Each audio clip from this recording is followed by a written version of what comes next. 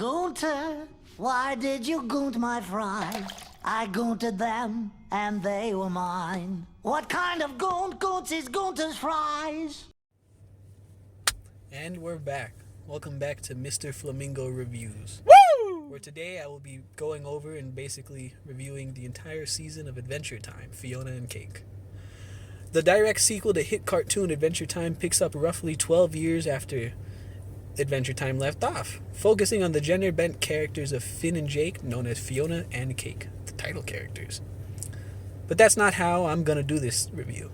I'm going to do this one a little differently. Whoa. Episode by episode. Nice. I'm not really feeling like myself today. Hated every job I've had.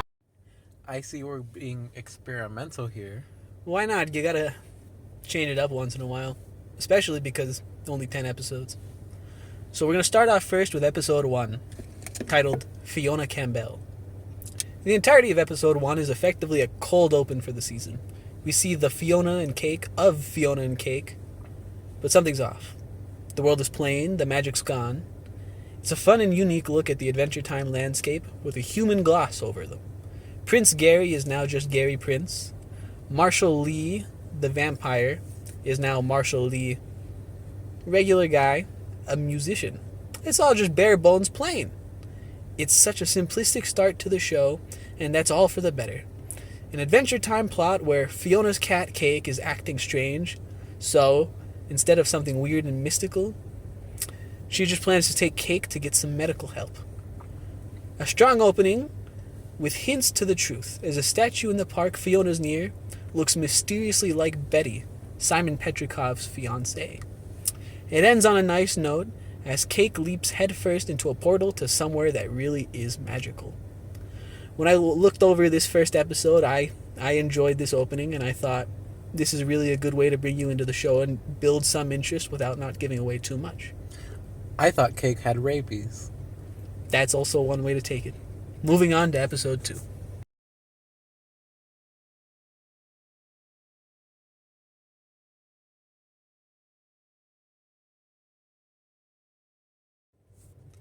Episode 2 is titled Simon Petrikov. Episode 2 works as a parallel to Episode 1, the implication that it's running at the same time. Episode 2 is also where we return to the land of Oo, some 12 years after the finale of Adventure Time. Simon's a sad and tired man who's forced to face the reality that life's moved on. Marceline, his adopted and beloved child, is living happily. The idea more so is that she's happy knowing he's out there in the world, but he's never felt more alone. Feeling like his life is running towards nothing. When desperate times call for desperate measures, he attempts to return his beloved Betty to the land. At least that's how I interpreted it. Only to face the reality of something else going on, when his mind releases Cake instead. I like the idea that instead of this immediately following up episode 1, it's running parallel. It introduces our other main character. While Fionna and Cake are the title characters, this is just as much a story about the former Ice King Simon and where his life has led him since the end of Adventure Time's finale. Mr. Flamingo Reviews recommends if you feel alone, please reach out for help. I do. It's really important. Okay. Reveal the father!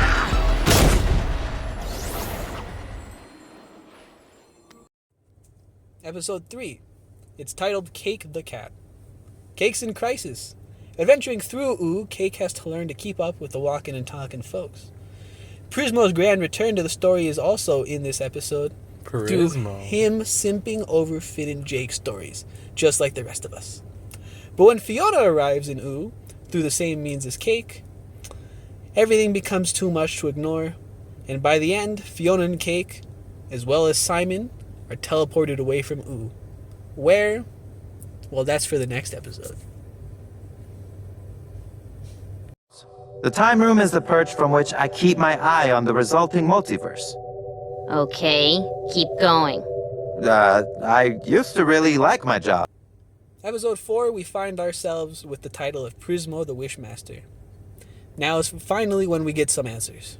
Prismo summons Fionna and Cake and Simon to his wish room, where he reveals that Fionna and Cake were never fictional characters, but instead an alternate universe.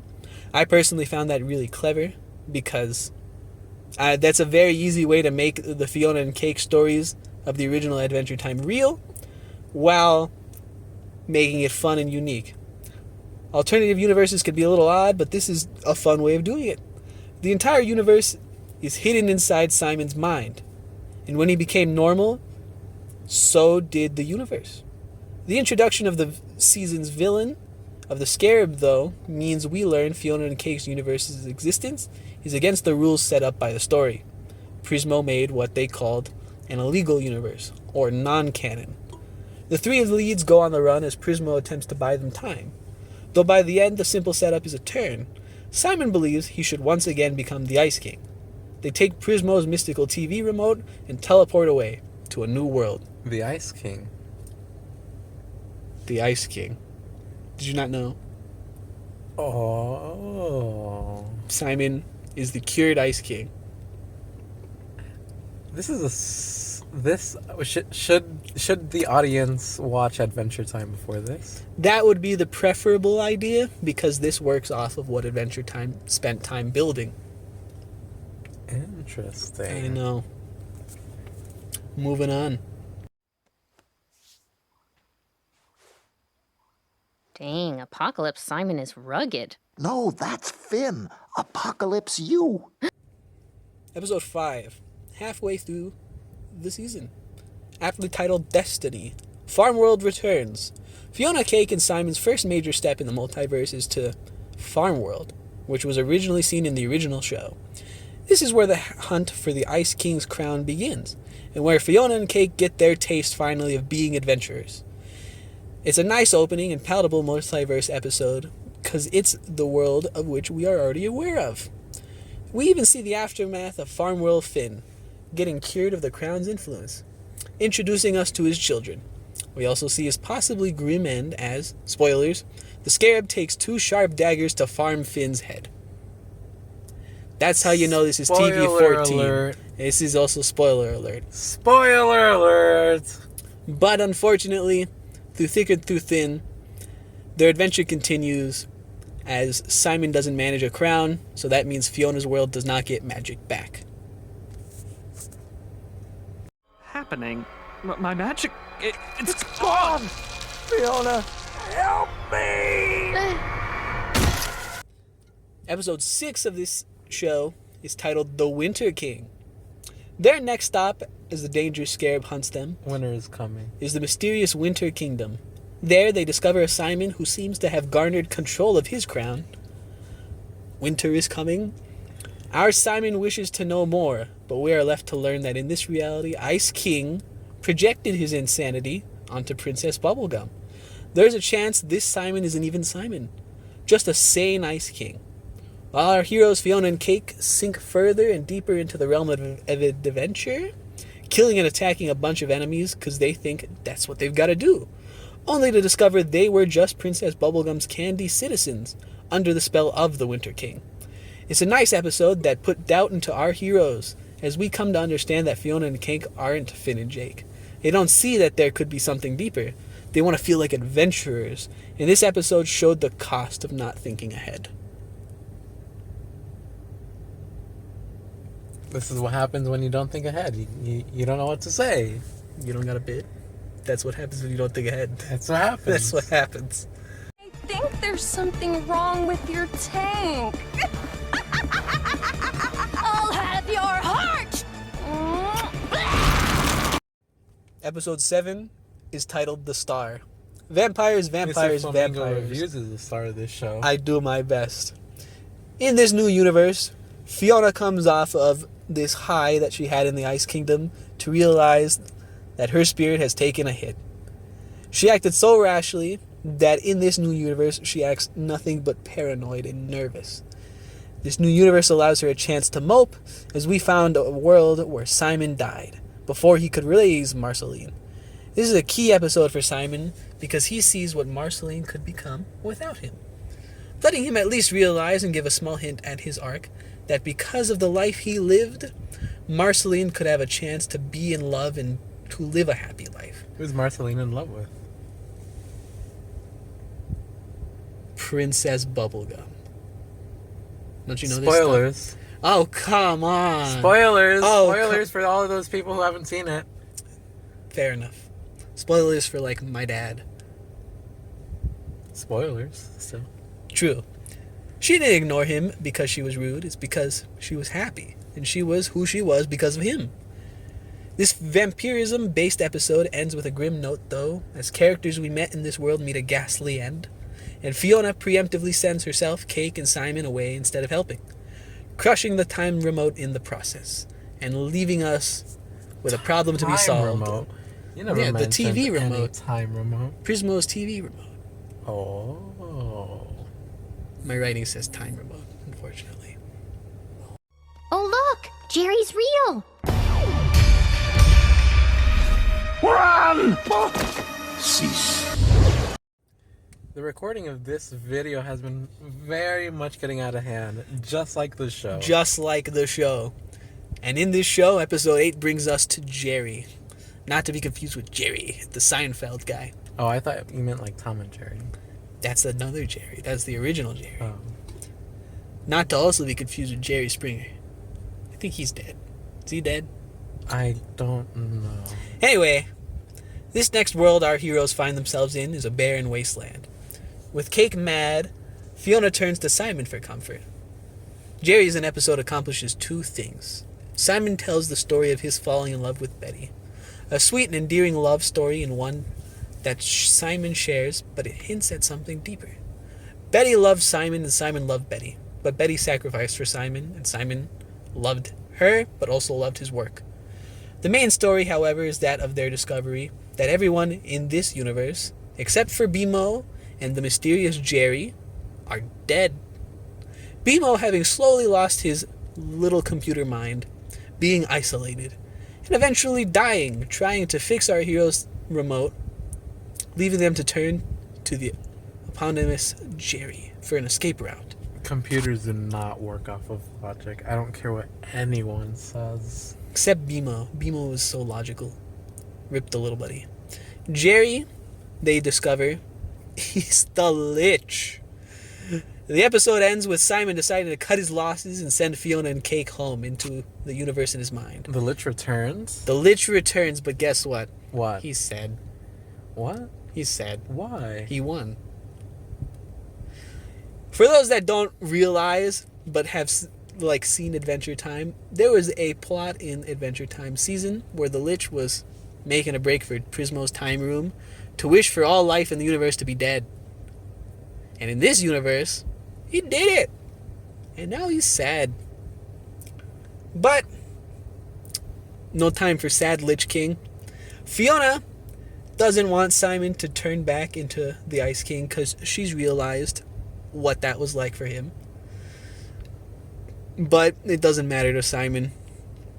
He sent her home, sent Cake home, and he's going to don the crown. But things take a turn right at the 11th hour, so to speak, when Simon's spell to send Fionna and Cake home also sends him, as well as the Scarab, somewhere else. Ooh.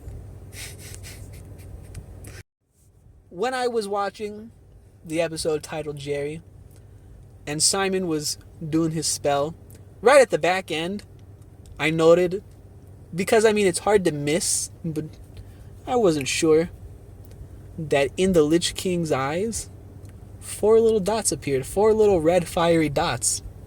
And I realized that might have been Golb. For those that don't know, at the end of the Adventure Time finale, Betty, Simon's love, sacrificed herself to become one with Golb and wished for the power to keep Simon safe. So logic dictates, if Simon was about to toss on that crown, Betty still has the power to keep Simon safe. So I'm thinking, well, when he goes into this portal, I think it's finally the reunion I've been waiting for. You been waiting for the reunion? I've been waiting for the reunion this entire time. This entire time? I know. When are we going to tell the audience you never watched this? They're not supposed to know that. Anyway. Hear me, Golb. Golb?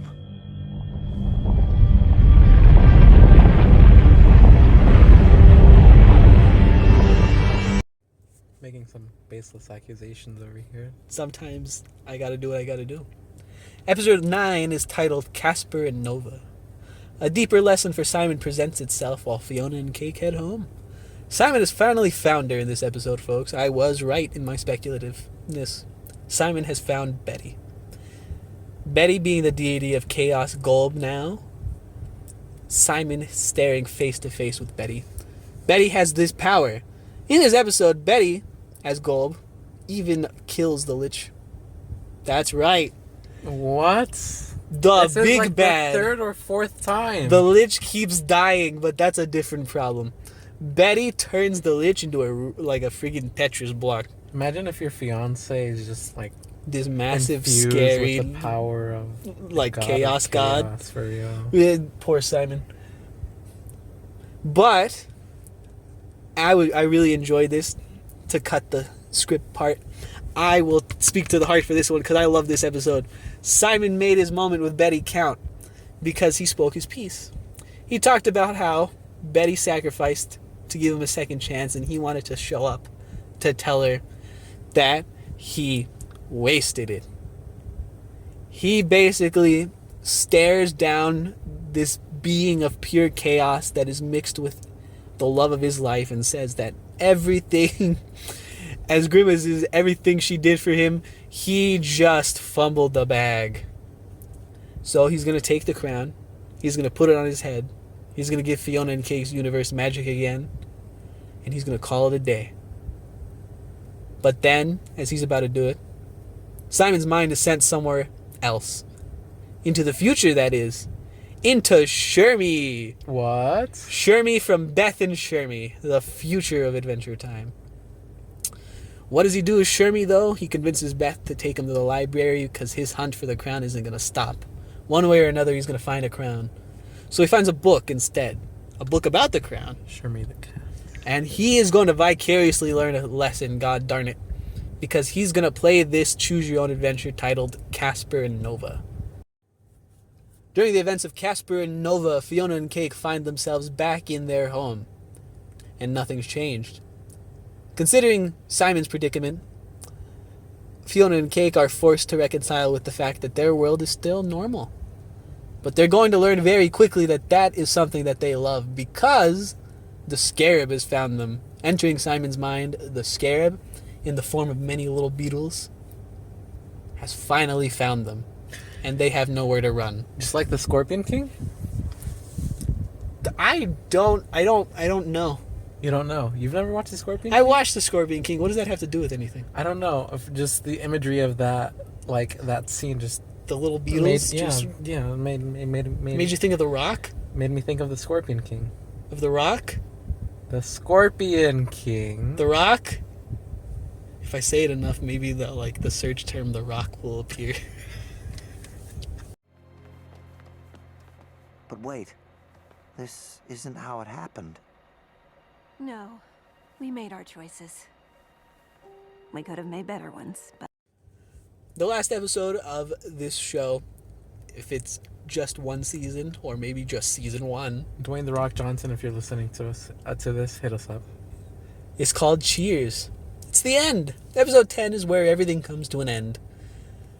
During this episode, Simon picks up his lesson through Casper and Nova. He loved Betty, and Betty loved him, but Betty sacrificed everything for him. Simon stood before Golb ready to give that chance away by placing the crown back on his head and tossing away everything Betty did for him. He stood staring down the largest sacrifice she made and finally understood, effectively, her life was ruined. For him. It wasn't fair, but he got this chance to be alive again. And he was wasting it. To waste it further would have been cruel.